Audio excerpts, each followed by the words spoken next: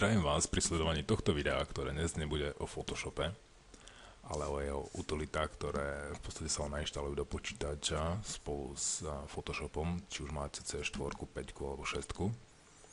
A síce budeme sa baviť o Bridge a v podstate bude to taký malý úvod aj do Camera Raw.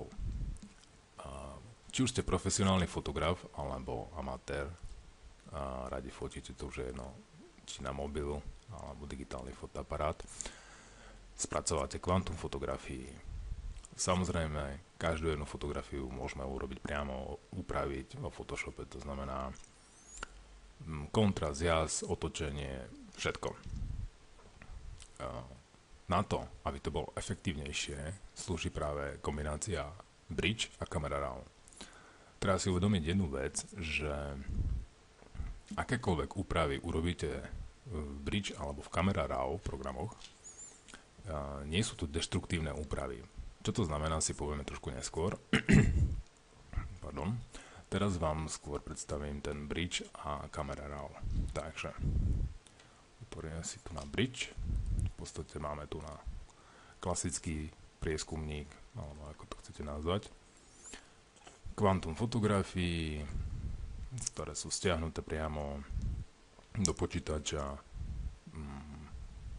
Tu klikom na túto ikonku by ste si, ak po pripojení napojíte na počítač váš fotoaparát alebo mobil, môžete si to stiahnuť priamo na disku, ja už tu mám urobené. Takže, na čo je to dobré? Keď si všimnete vo Windowse prehľadači, tieto fotografie sú v podstate otočené proti smeru hodinových ručičiek. V Bridge, keď ja už mám upravené, ale v Bridge, ak by som, ich mám takto. Jedna z vecí, napríklad, ak pozeráte kvantum fotografií a potrebujete otočiť fotografiu, aby sa vám to lepšie dívalo na náhľady, označím fotky, stlačím Ctrl-U, otáčam fotku v smere hodinových ručičiek.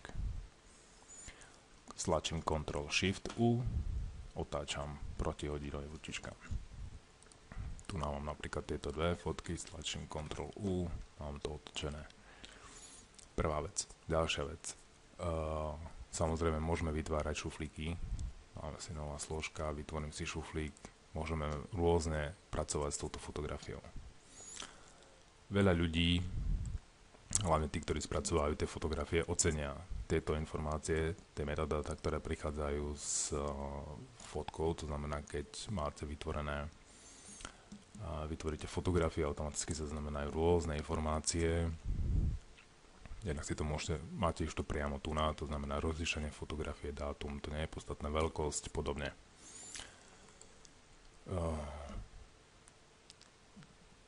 Ďalšou vecou, ktorú určite oceníte pri spracovaní kvanta fotografií, je napríklad, máme jeden záber, napríklad tieto 3. Toto slúži len na ilustráciu, ale určite sa dostanete do situácie, keď budete mať 50 fotografií toho istého objektu a chcete si vybrať, ktoré použijete. Nemusí byť ten istý objekt, ale proste chcete vybrať si fotografie, ktoré reálne použijete, alebo ktoré budete reálne spracovávať. V Bridge označíme si tieto fotografie, ktoré predpokladám, že použijem, stlačím Ctrl-B a ukáže sa mi takéto okno. Stlačením šipky práva-ľava si v podstate robím náhľady a prezerám si tie fotografie. Tie, ktoré sa mi páčia, nechám. Tie, ktoré sa mi napríklad nepáčia, to znamená, že chcem len krajinku, to znamená, nechcem trávu. Stlačím šipku dole, automaticky mi Bridge vyradí túto fotografiu z môjho náhľadu. Nemážem, len vyberám. Toto nechcem. Nie. Šipka dole. Stlačím Escape, respektíve toto tu na okienko a ostanú mi vybrané len moje vybrané fotografie. To znamená tie, ktoré som ponechal v selekcii. Teraz, keď na ne ťuknem, otvorí sa mi priamo Photoshop, načítajú, môžem s nej pracovať. Zatvoríme. späť. Ako som už spomínal, dôležitou utilitkou, ktorá okrem Bridge súvisí aj s Photoshopom, je kamera RAW. A jej hlavné výhody ocenia hlavne tí, ktorí fotia RAW súbory. Každý fotoaparát má svoj vlastný formát, či už RAW, DNG, neviem aké. Bližšie informácie si nájdete na stránke Wikipedia alebo niekde inde. Ako som spomínal, toto všetko je v podstate zoznam koncoviek, s ktorým sa môžete stretnúť v prípade, že máte tieto fotoaparáty. Len na úvod, čo sa týka RAW. RAW je v podstate bezstrátový záznam, tak ako napríklad vieme o tom, že JPEG je v podstate už strátová kompresia. To znamená kvalita. Sice je veľká, pri veľkom rozlíšení neuvidíte, že žiaden rozdiel, ale RAW formát vám umožní oveľa lepšie úpravy z hľadiska kriviek, z hľadiska jas, kontrast a podobných, ale to v ďalšom videu. Takže ešte si niečo povieme o Bridge a potom vám ukážem nejaké úpravy, čo sa týka kamera RAW. Pardon. Tu na vpravo, teda respektíve vľavo, pardon, je takáto lišta, a síce filter. Okrem toho, že v Bridge môžete kompletne spracovávať a editovať fotografie, čo sa týka vytvárania šuflíkov, kolekcií a podobne, môžete sa lepšie orientovať napríklad aj v tom, že môžete si tieto fotografie hodnotiť. To znamená napríklad, táto sa mi páči takto, táto sa mi páči extrémne, aj táto sa mi páči extrémne, táto sa mi páči len tak symbolicky. A v prípade, že budete mať aj 1000 fotografií a budete sa chcieť vybrať, po mesiaci sa vrátite k Bridgeu a poviete, chcem fotografie, ktoré som ohodnotil 5 hviezdičkami. OK. A vyberieme si filter a už tu máme, Bridge nám už hovorí, máte jednu fotografiu, ktorú ste označili 2, jednu 3 a 2 fotografie, ktoré máte 5 hviezdičkové. Podotýkam, že ak sa nastavíte na šuflík, tak budete si môcť vybrať z danej kolekcie. To znamená, vyberiem si len fotografie, ktoré som označil 5 hviezdičkami. Boom, Bridge, nech ich vyberie. Krásna vec. Vrátim si toto späť. Anulovať to môžete tým, že jednoducho ťuknete na tie hviezdy a to hodnotenie jednoducho zrušíte. Ďalej, máme zase folder a tieto tu na fotografie sú kvety. Nastavím si kľúčové slovo, toto sú prednastavené, ktoré sú štandardne v rámci inštalácie a my si dáme vytvoriť nové kľúčové slovo, kvety. Enter a označíme. Automaticky tieto 4 fotografie nám Bridge označil ako ako kvety. Toto dáme, označím si fotografie cez Shift, dáme nové kľúčové slovo, dáme UK, OK a potvrdíme. A pozrite, zase máte kvantum fotografií a hľadáme len fotografie, ktoré sa týkajú lúky. Dáme si kľúčové slovo, boom, máme to hneď vytriedené. Pre tých, ktorí majú kvanta fotografií, úplne doporučujem pomôcku.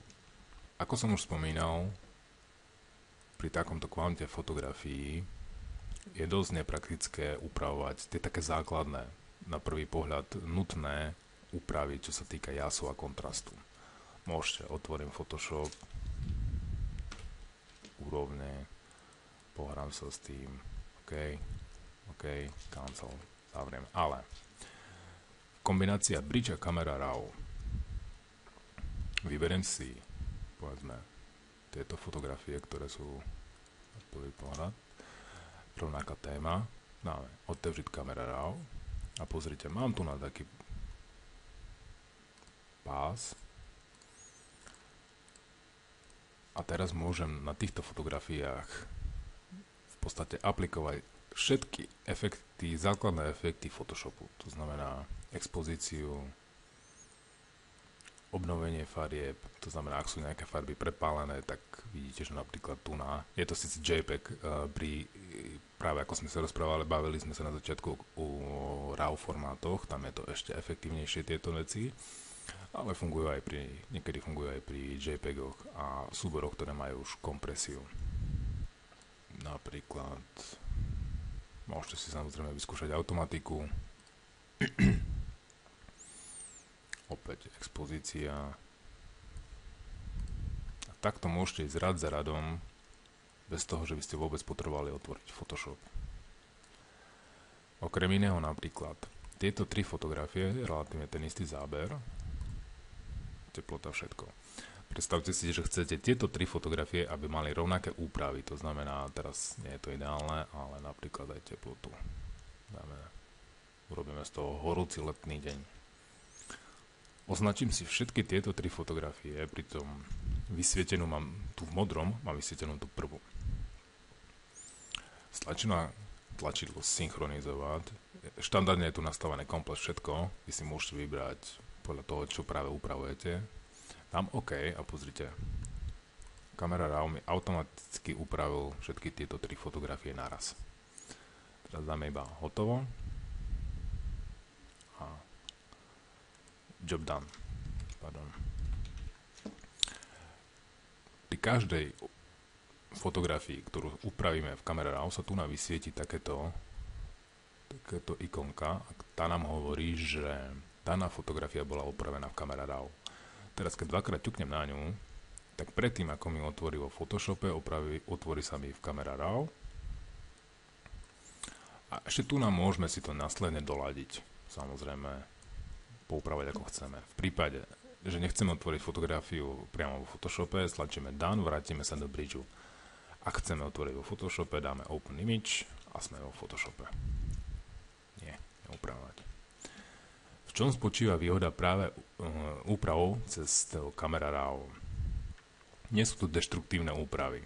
To znamená, že na prvý pohľad tú fotografiu už máte upravenú, ale o mesiac prídete a zistíte, že toto sa vám celkom nepáči, alebo potrebujete niečo úplne iné. Jednoducho označím súbory, ktoré majú túto ikonku. Zase sa mi tu nabalil Photoshop. Pardon. Tak. Stlačím úpravy, nastavenie vývoj, vymazať nastavení a vrátite sa späť do pôvodnej verzie, ktorú máte nafotenú. Opäť geniálna vec. To znamená, nemusíte si vytvárať kvanta kópií fotografií s rôznymi nastaveniami, ale jednoducho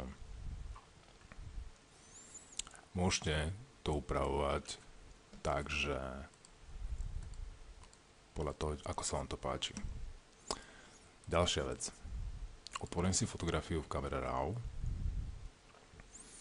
a tu nám máme, toto vás upozorním na túto vec, napríklad chcem túto fotografiu podexponovať, obnoviť, vyplniť svetla, upraviť, prípadne živosť farieb, vyťahnem. A posledná ikonka snímky nám hovorí o tom, že toto nastavenie, keď teraz stlačím, dáme nastavenie 0,1, sa nám vytvorí snímka. Ak chceme vrátiť do pôvodnej pozície, pri tomto nastavení dáme obnoviť. O mesiac prídete, alebo respektíve pripravujete si tieto fotografie a chcete inú úpravu. To znamená, nie je to, čo bolo, ale napríklad takto až. Zase snímky, dáme si nastavenie 2. OK. Dáme hotovo. Pardon. A teraz, zase, máme tu na ikonku, že to bolo upravované v Camera Raw a vytvárate projekt, pre ktoré táto fotografia, respektíve tieto úpravy sa vám nepáčia, ale chceli by ste tie predchádzajúce. Dáme otvoriť Camera Raw a vyberiem si toto alebo toto. Tým pádom vy si môžete tu na tieto filtre ponastavovať tak, že nebudete vôbec potrebovať vytvárať kopie. To znamená, stále pracujem s jedným súborom, ktorý kedykoľvek zase sa mi to vôbec nebude páčiť, vymažem nastavenia, som úplne v pôvodnej fotografii. Krásna vec. Poďme ďalej. Veľakrát napríklad ešte neviete, či v danou fotografiou budete pracovať alebo nie a chcete len určité výrezy. To znamená napríklad, chcel by som výrez tohto stromu, tohto pňa. Vyberiem si ich cez Ctrl, stlačím Camera Raw, pozrite, máme výrez. Aplikujem výrez, z tohto chcem tento stromček a z tohto chcem len tento peň. Dám hotovo a pozrite. Neotvoril som Photoshop, stále pracoval len s jedným súborom a už mám v podstate orezanú, v úvodzovkách orezanú fotografiu. A ak by som teraz chcel s touto fotografiou pracovať v rámci Photoshopu, ťuknem dvakrát na to, OK, mám tu na len ten výrez. Ak chceme ten výrez ešte nejako upraviť, stlačím zase na tú istú ikonku, upravím si Open Image, mám fotografiu. Ak by som to teraz uložil vo Photoshope, dojde k práve tej deštrukcii, to znamená, zahodia sa všetky ostatné dáta, čo my momentálne nechceme. Takže na toto už pozor. V rámci Photoshopu, ak urobíte úpravy do JPEGu a savenete to, stratíte orezané dáta. Ďalšia veľká výhoda voči Bridge, respektíve Camera Raw, lebo tieto veci, zase táto fotka bola upravená, vymážem nastavenia, zase mám pôvodnú fotografiu. Úplne fakt nutnosť pre všetkých, ktorí pracujú s fotografiou.